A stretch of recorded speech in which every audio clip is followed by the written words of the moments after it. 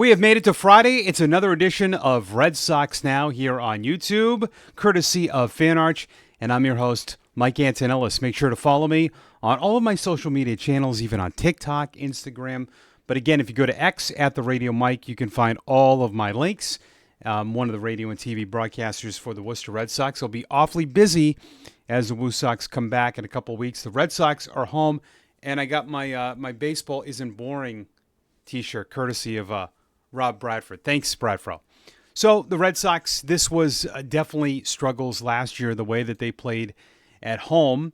Their first homestand, which was their last, they had that positive series against the Cardinals where they won all three, and then they lost the next three to the Blue Jays, but they ended up with a 4-3 homestand. But when you play, the White Sox, you got them at home for 4 games. Let's not go to must wins, but we definitely would like to see a series win. Don't want to lose. You can't lose series like this to the White Sox. Then you get the Mariners coming in. So you're looking at hopefully a 5-2 homestand. The Red Sox, this is that wraparound series they'll play on Patriots Day. The 11:10 a.m. game, if you're not familiar with how we do things in Massachusetts in honor of Patriots Day, they have the marathon here that runs from Hopkinton through Ashland's the next town. That's where I grew up. But I lived on the line of Hopkinton and Ashland, so I was able to walk to the end of my street and see the marathon growing up. It's really a cool time. And so that's an 11-10 game. So the White Sox for 4 games, and then the Seattle Mariners come in. They've always said they got some tough arms, so that will be a grind. And that's why you hope to take care of business against the White Sox as they are up first. So the Red Sox are 20-20. 10-10, same as how they were through the 24 season. They were 10-10. So it's very interesting, and I know there's a lot going into things at the beginning of the season. I get it. People are fired up, but again, I want you to know that there's 142 games left. Can you believe it? 142 games left. Yes, that is definitely a lot. Hunter Dobbins, it looks like, will start tonight for the Red Sox. Now, in his 2 Woo Sox outings this year, he has given up some runs over 6 2/3, but we know the start in the big leagues against the Cardinals where he was outstanding. That was that huge game that the Red Sox had, and he went 5 innings in that game, gave up 8 hits, 2 runs, walked 2, and struck out 5. That was the game that the Red Sox went crazy. They had a pair of 5-run innings. They ended up winning 18-7 in that game. Alex Bregman, who just celebrated the birth of his baby boy, him and his wife, he tweeted something out, and he had a home run in that game. So Dobbins, because of things that have been going on, will get the start on Friday. And then it looks like, if all things are a go, the Tuesday game, the series opener against the Seattle Mariners, you're going to have Brian Bayo back on the hill, which is exciting to get Bayo back. And it looks like that Lucas Giolito is going to need maybe 1 or 2 more starts before he's ready to rejoin the Red Sox. But, there are things there are little things, and Alex Cora talks about this.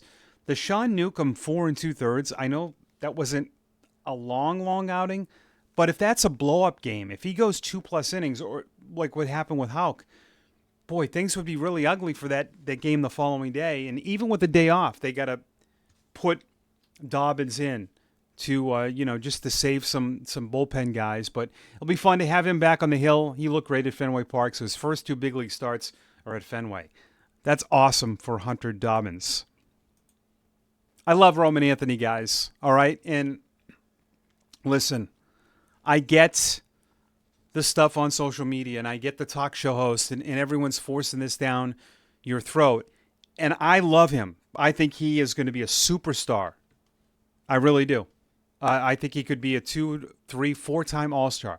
I think the ceiling is that high. But when I see people putting things out there and comparing his stats to major leaguers, that's just ludicrous. Like, his barrel rate is 38%, which is crazy. But people are saying, well, that's better than what Aaron Judge is doing in the big leagues. But you can't, that doesn't correlate because it's still AAA pitching. All right? Last year, the entire city of Baltimore Wanted Jackson Holiday in the big leagues. And how did that go? It went so bad that they had to send him back down. The Red Sox know what they're doing. They're regardless of who's been the GM, they're good at this. They're trust me on this one, because I've been around the same people that run the player development. Ben Crockett has survived all of these different GM changes, and Alex Cora is good at this, and Breslow, they're good at this. But there is pretty much the same core of player development personnel, and they know. They talk to Breslow, they talk to Cora, and they're really good at these decisions. But I try to be the voice of reason because of this. Cedane Rafaela absolutely dominated AAA when he came up 2 years ago. He hit 13 home runs. He hit over 320 in a very small sample size, and everyone wanted him to the big leagues. It doesn't send a good message to your organization if you all of a sudden just get rid of Rafaela and Casas and all these young guys that are struggling a little bit right now.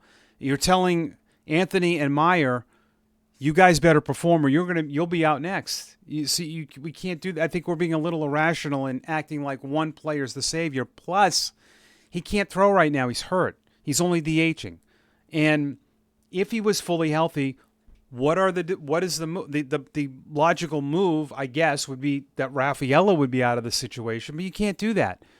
And it's another left-handed bat. I think ultimately Anthony's going to replace Jarren Duran. I know people don't want to hear that. Duran's a great player. He's an all-star. He's an MVP all-star player. But he is older than these guys. And Cora loves Abreu. Abreu's a Gold Glove outfielder who's hitting. Right? So you think that he might, if he gets an extension, and Anthony probably get an extension, I don't see Duran getting one. I don't see them handing out like 5 or 6 more of these extensions. But with Duran, and he's not old, but he's older than those other guys. And you'd have to, at some point, figure out, what do you want to do with Duran? Do you want to give him a 5 or 6 year or 7 year deal? I don't know if they want to do that, because Anthony could be that guy. So I don't like taking Rafael, and the pitchers are not going to like it. You have a Gold Glove center fielder, a Gold Glove right fielder, and you have a really good bullpen right now. And I just think putting a 20-year-old in the big leagues in left and then putting Duran in center, that would be the move.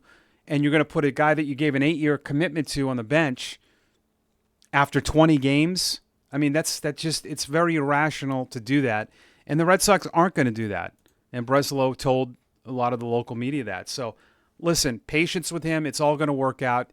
He'll be there. And when he gets there, he's going to be amazing. I'm telling you, his at-bats against left-handed pitching, I know it's AAA, but that's something that you can certainly, left on lefts at any level's hard. And his approach at lefties is really amazing. And he's faced some good ones, and he's faced some big league guys down in AAA that he has really dominated. Speaking of, the Woo Sox, they had a no-hitter. Their second in franchise history on Thursday afternoon in Game 1 of a doubleheader. Now, doubleheaders are 7-inning games, but they still count, right? They still count. And guess who started that game? Cooper Criswell with the first 4. And then they had Isaiah Campbell and Jacob Webb rounded it out. So the second franchise in the team's history. That is awesome and a great stuff. All right, 7 games at home at Fenway. We're pumped up. I'll be watching all weekend. Hope everybody a happy Good Friday. Happy Easter to all those that celebrate that. And we'll be off for the weekend. We'll be back on Monday, hopefully talking about a lot of W's in that column for the Red Sox. I'm Mike Antonellis. Thank you for watching Red Sox Now. Make sure to like, comment, subscribe to the channel. Peace and love.